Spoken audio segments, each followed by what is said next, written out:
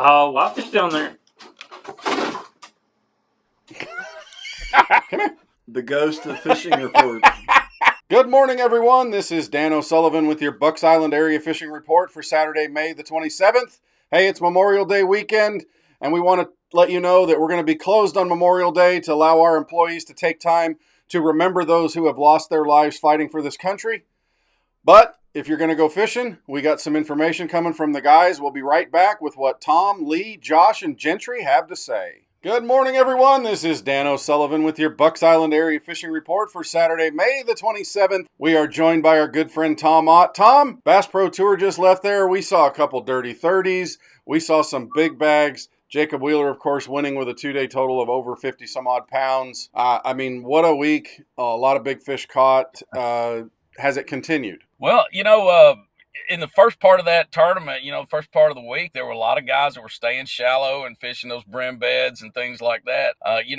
As it progressed, those started to wane a little bit. And, by late in the weekend last week, those brim beds were pretty much empty. I mean, you can still go in there and slide and catch a few fish, but it wasn't anything like it was the week before or the prior, the week during the tournament. But those fish have definitely started making that push out to the ledges, as you saw. I mean, a lot of those guys, especially Wheeler, was catching them on the ledges, doing something a little different. And I think that was a big deal, some Nico rigs, Ned rigs, that kind of stuff that the fish really don't see. But, as soon as Jacob Wall, caught that 30 pounds, I think the ledges got dredged real quick. Everybody went straight there and started fishing. So, we still caught some fish in the grass last week. I'm going to continue to do that just because, there's good fish that live in the grass and the ledges get awful crowded. But, the deal is fit in where you can get in. And, the longer this goes on, the more you're,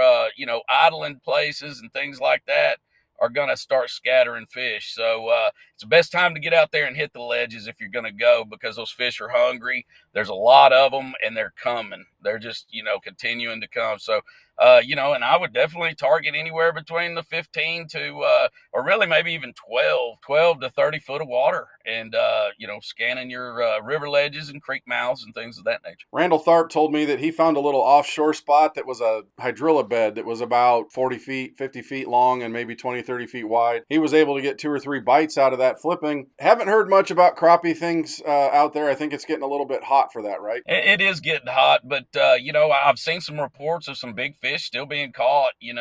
I think it's more of a stumble across a school unless you're going to be out there targeting them, but they're getting into those deeper creeks and drops and things of that nature. So it makes it a little bit tougher to catch them. I mean, you're not drifting and that kind of deal, but I mean, you can still catch some with the minnows and maybe even some jigs on a little bit longer lines. But, it's like the brim bite, it was hot and then it just kind of ended. And there's a lot of those out there, but I mean, dog days, here we come. I'm looking forward to it. Tom, as always, brother, we appreciate it. We'll talk to you again next week. All right, Dano, you guys be safe, tight lines, and we'll talk to you later. Good morning, everyone. This is Dan O'Sullivan with your Bucks Island Area Fishing Report for Saturday, May 27th. Hey, we're joined by Crappie King of Weiss Lake, Lee Pitts. What's happening at Weiss? Weiss is looking good right now. It's, we had a little bit of wind this last couple of mornings, but the grass bite's still pretty strong. Doing a little bit more bass fishing right now than crappie, but the crappie are still biting a little bit too.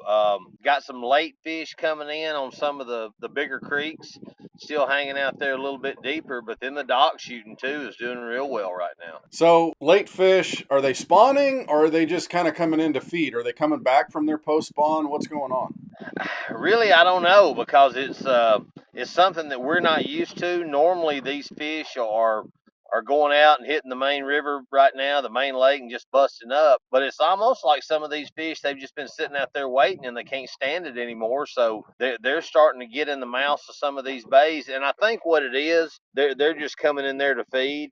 We've got a lot of bait that's stacked out there in the mouths of them. Had a few shad spawns up there tight, and one of the crazy things this last week, bass bite has been real good. But I caught some white bass up shallow in the grass on spinnerbait and topwater, and that's just we don't do that much here. So it's just been a crazy kind of thing. All right, let's turn our attention to Neely Henry, Coosa River Team Trails there Saturday.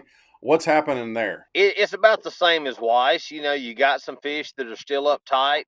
Some of these fish are trying to get out there a little deeper and get out, you know, and get on these dock poles, things like that, get on some of these gravel bars and some of the deeper drops off the river. But a lot of them with the water temperature that we've had, you know, we were looking last week at some 76, 77 water. Most this week I saw 72, 3, you know, something like that. So we'll just see if it doesn't just get blistering summertime. These fish are going to still hang around in that grass, the wood cover, anything shallow, and just trying to feed up a little bit and get to feeling better.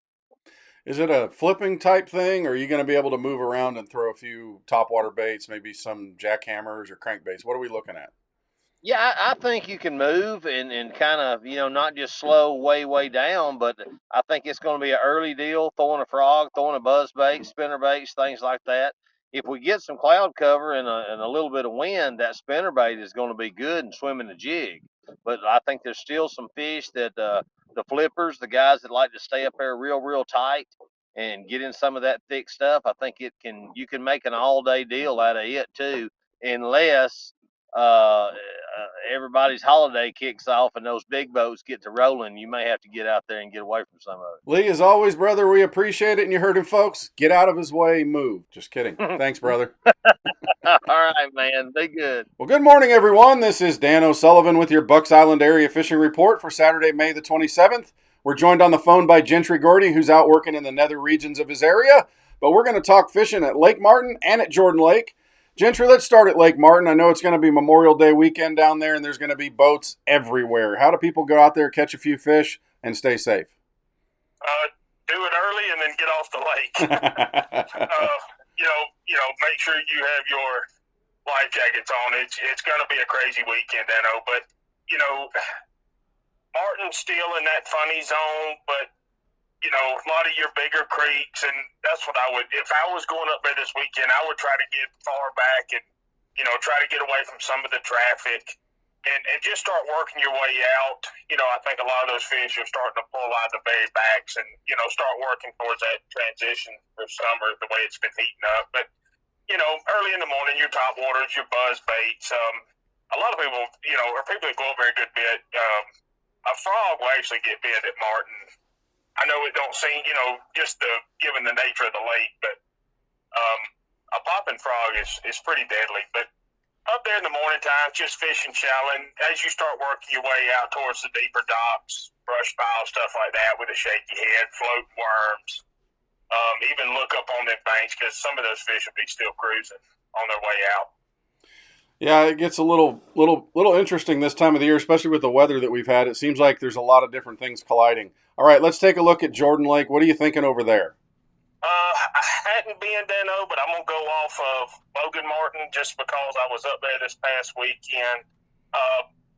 And it's, a couple lakes up. But the main river grass was what was productive for me with a swim jig. I know as you go up the river, there's a lot of it on Jordan. But also, as you're going up through there, some of the bends in the river, the little rock points that stick out, your swim baits this time of year for those big spots are pretty deadly, especially when you get some current moving. But, Martin's going to be crowded too, but even coming back down the lake, kind of the same thing. Look in the back of the pockets and start working your way out. Even your main lake points, the grass on the south end, they're pretty much everywhere on Jordan. It's just where the big ones, Well, Gentry, man, as always, brother, we appreciate everything. Have a great Memorial Day with your family, and we will talk to you again next week, brother. Got to. Everybody be safe out there. Good morning, everyone. This is Dan O'Sullivan with your Bucks Island Area Fishing Report for Saturday, May 27th. Hey, we're joined by Josh Herron, going to talk a little Logan Martin and Lay Lake. Hey, Josh, I know Elite Series just left there. Will Davis with his win. Your dad was in the top 10. Bites seemed a little kind of all over the place. Can we go over what you're seeing after that now? Man, we fished Guntersville Team Trail down there last weekend, and it was ridiculously tough. A few guys caught them, but we caught a few early, and we had like a 3 or 4 hour time period. We never even got a bite, and wound up actually going looking for spotted bass. But we saw some tiny shad spawns that were kind of still holdovers, but that's pretty much done. Your bedders are pretty much checked out. So these fish are kind of they're starting to settle into that summertime pattern, and that's the direction they're heading. So it is definitely a grind at the moment. Fish are still really spread out. Yeah, if you were going to start somewhere, though, what kind of place would you start? Would you look in the grass? Would you look on the sea? What would you start with? Dude, right now I'd start on spotted bass. Okay.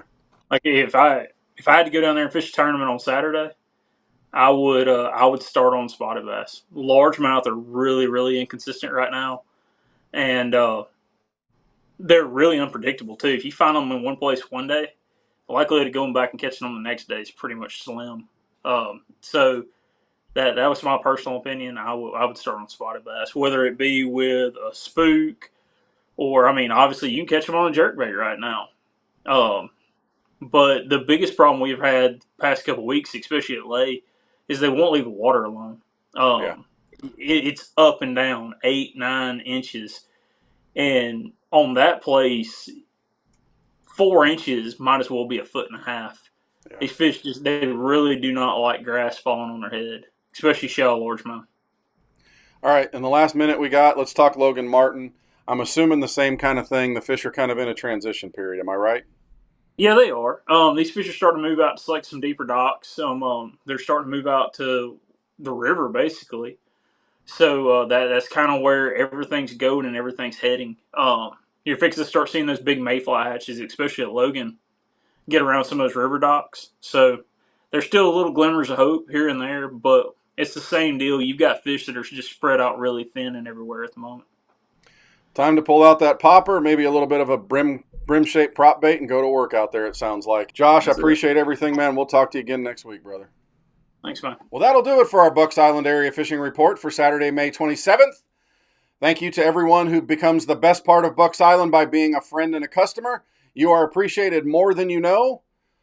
But most importantly, we want to remember those who have given their lives in service to this country. We have many veterans that spend time around here and many people who have lost family members or friends in service to this country, and you are remembered and you are loved.